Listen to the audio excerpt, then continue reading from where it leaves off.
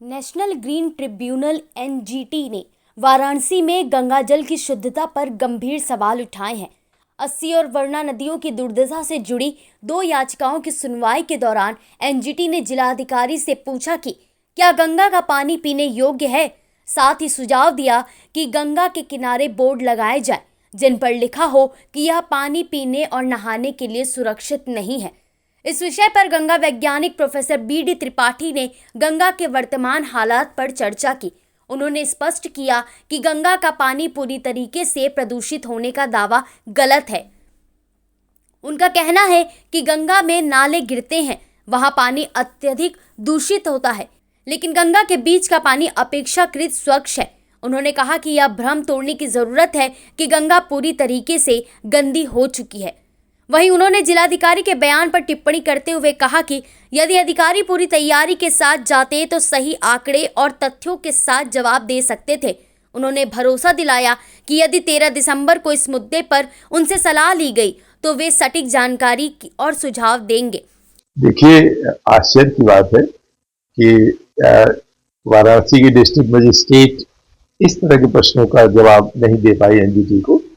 हमारा अपना मानना है कि गंगा का पानी उसी एरिया में प्रदूषित है जहां पर कि आज भी नाले पैक नहीं हुए हैं। तो जहां नाला गंगा में गिर रहा है उसे 100 मीटर का क्षेत्र जो है आज भी प्रदूषित है। अदरवाइज इस भ्रांति से लोगों को बाहर निकलना पड़ेगा कि पूरी गंगा प्रदूषित है और बीच का पानी आप ले लीजिए, उसमें कोई प्रदूषण नहीं है। उस पार का भी पानी जब आप लेंगे वहां भी प्रदूषण नहीं है। तो ऐसी स्थिति में लेकिन प्रदूषण नियंत्रण की गंभीर आवश्यकताएं तो है ही हैं।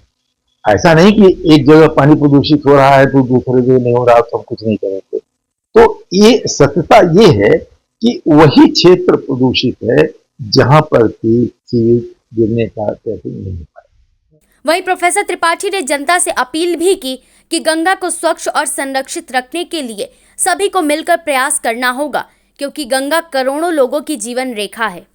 क्योंकि एज ए साइंटिस्ट हमारा मानना है अपना कि बहुत काम हुआ है, लेकिन यदि कोई व्यक्ति ये सोच ले कि आज हमने प्रदूषण रोक दिया और कल बस आराम से बैठ जाए और 10 बरस बाद भी यही स्थिति रहेगी, ऐसा नहीं है।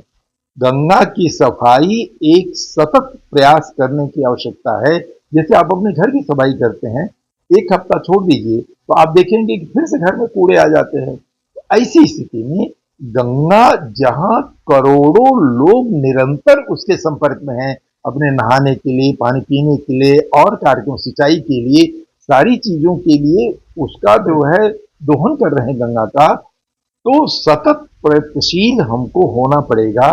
इसीलिए national mission for clean Ganga को मैंने कहा था कि जो आपकी योजनाएं होना चाहिए वो रोजगार परक योजनाओं को इम्प्लीमेंट जब आप करेंगे, युवाओं को उसमें इन्वॉल्व करेंगे, तभी वो कंटिन्यूअसली गंगा को प्रदूषण मुक्त रखने का सतत प्रयास करते रहेंगे। अदरवाइज सरकार की या किसी के बस का नहीं है कि जितने लोगों की आवश्यकता है उतने लोगों को तनख्वाह दे करके नौकरी पर रख सके। इसलिए हमारी योजनाएं यदि रोजगार परक होती हैं तो हम इस समस्या का समाधान कर सकते हैं।